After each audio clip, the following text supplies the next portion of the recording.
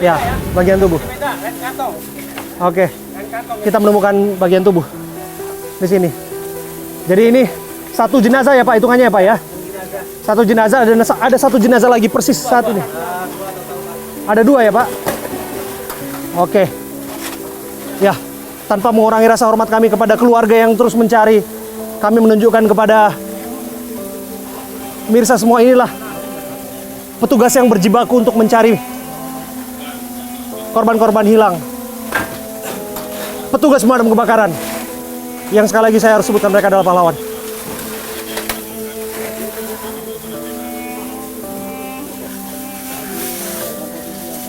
Ya, sekaligus pendinginan juga terus dilakukan di sana. Evakuasi dilakukan di sebelah kanan saya.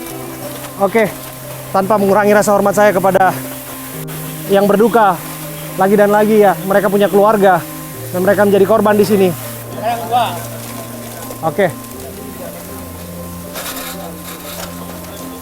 Ya, saya harus katakan, ya ini kantong sedang dibawa oleh Pak Reno. Pak Reno, ya, membawa dua kantong ya. Jadi begini, begitu sulit memang mengidentifikasi jenazah ini karena yang kami temukan di sini adalah sekali lagi kondisi yang memang sudah terdampak dari kobaran api yang begitu panas dan begitu meluluhlantakkan lokasi ini. Jadi ya, inilah tugas yang dilakukan 24 jam ya Pak ya, nggak berhenti ya Pak. Ini luar biasa ya. Sembari pendinginan terus dilakukan seperti ini Pak, pendinginan terus dilakukan Pak ya. Kenapa Pak? Masih ada area panas di sana ya. Anda lihat itu, masih ada area panas di situ tuh.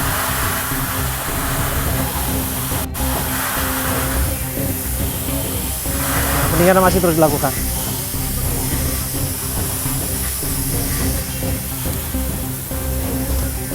Oke. Ya, evakuasi masih terus dilakukan. Mereka tak kenal lelah untuk bekerja, melakukan tugasnya. Sampai kapan kita tahu Pak? Sebetulnya pemadaman atau pendinginan sudah maksimal dilakukan Pak.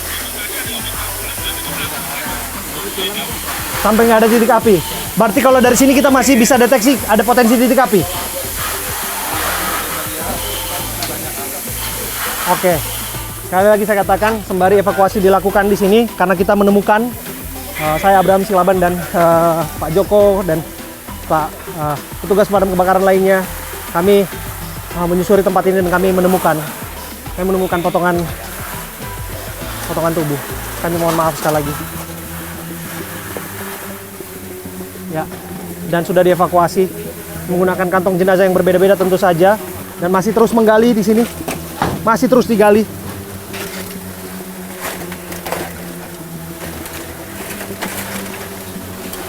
Ya.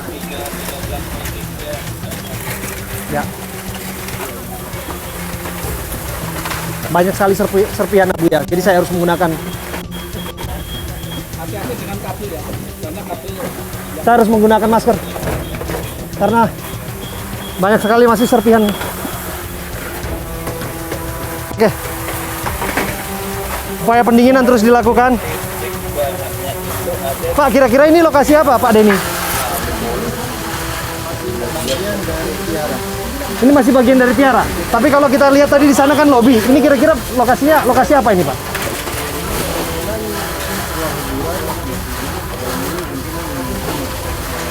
Oke. Jadi kalau dari sini kita di lantai, ini lantai 7 dan 8 ya Pak ya? Ini kan gabung. Ini 8 dan 9. Oh, ini jadi satu. Oke.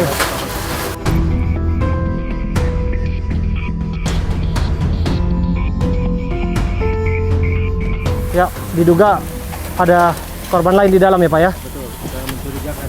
Mencurigai itu ya Pak ya? Dan upaya terus harus dilakukan tentu saja.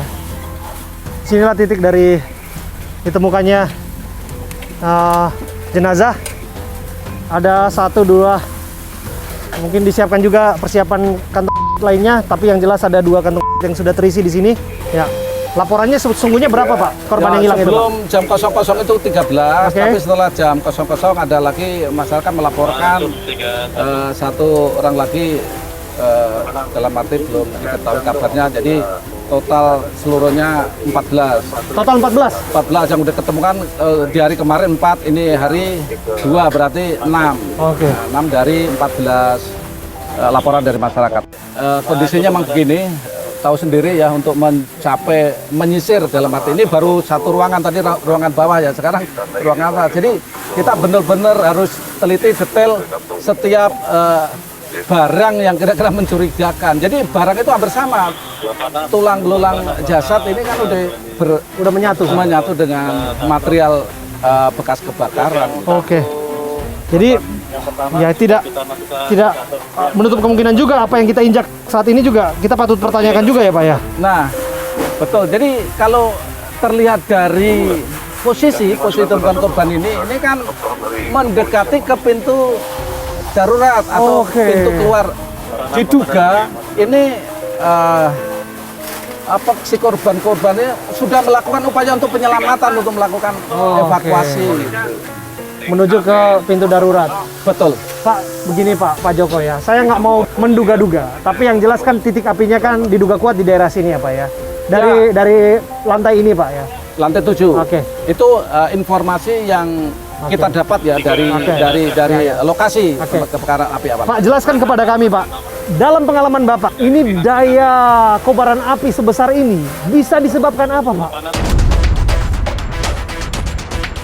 Semua api awal kebakaran itu pasti dari kecil, tidak terkendali sehingga menjadi besar.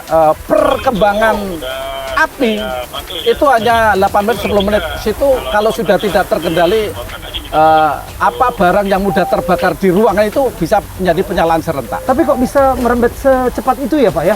Karena suhu panas sudah memenuhi syarat untuk terjadi penyalaan sendiri. Ini sampai bisa roboh segini Pak? Ya, karena udah suhu panasnya udah terlalu tinggi. Kira-kira berapa derajat itu Pak? Jelas di atas 600 derajat. 600 derajat? Ya. Wow. Boleh kita geser ke sini nggak Pak? Tidak bisa dilalui Pak Dadang ya. Oh ini hangat rapuh, jadi kita nggak bisa bergeser. Tapi saya ingin tunjukkan sampai kami terus berada di sini, upaya untuk pemadaman terus dilakukan. Kapan kita mau evakuasi Pak ke bawah Pak? Nanti tunggu dari pihak kepolisian. Oh berarti sampai Tetap nggak boleh.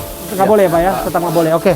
Jadi temuan di sini, nanti aparat kepolisian lah nanti yang akan bersama-sama nanti untuk mengevakuasi ke bawah ya Pak ya? Betul, memang prosedurnya begitu. Jadi dari awal kalau memang bisa dikenali tim Inavis, tapi karena ini jasad sudah tidak bisa dikenali menggunakan sidik jari, maka menggunakan DNA nanti dari dokter kepolisian.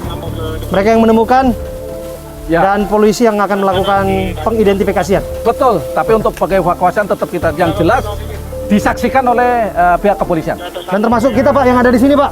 Ya. Kita jadi saksi mata Pak dan ikut melakukan penyusuran dan menyisir tempat ini. Dari kepolisian berikut ambulan ya. Sebentar Pak, kesini Pak. Nah ini Pak, lokasi apa Pak? Jelaskan kepada kami Pak Joko Pak. Sedikit saja Pak.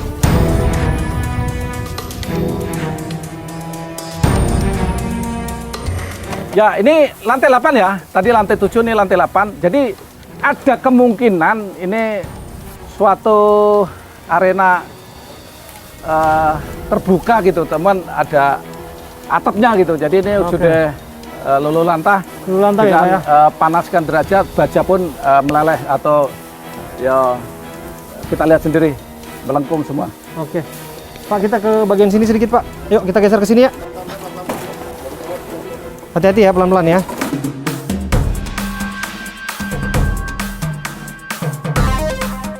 Nah ini kan sebenarnya pipa ya, pipa instalasi hidran. Iya Pak. Proteksi, termasuk proteksi keamanan, tapi informasinya berjalan, dia bekerja dengan baik, namun mungkin dengan cepatnya perempetan api tidak bisa mengendalikan. Oke, sebetulnya hidrannya ada ya Pak ya? Ada, instalasinya ada dan formasi pompanya juga berjalan. Mungkin nggak malfungsi dia Pak? Informasinya berjalan, karena setelah kita nyampe lokasi juga saya sendiri menyaksikan masih bisa operasi. Oke. Lihat Pak ya, rata ya Pak ya? Ya. Ini rata. gedung semacam kotak, yang di depan sana buletan itu adalah parkiran. Oke. Jadi semacam letter L bangunan. Oke. Sangat luas. Oke, Pak. Ini kebakaran di Glodok Plaza, yang mana ini semua rata dengan kekuatan api yang begitu besar.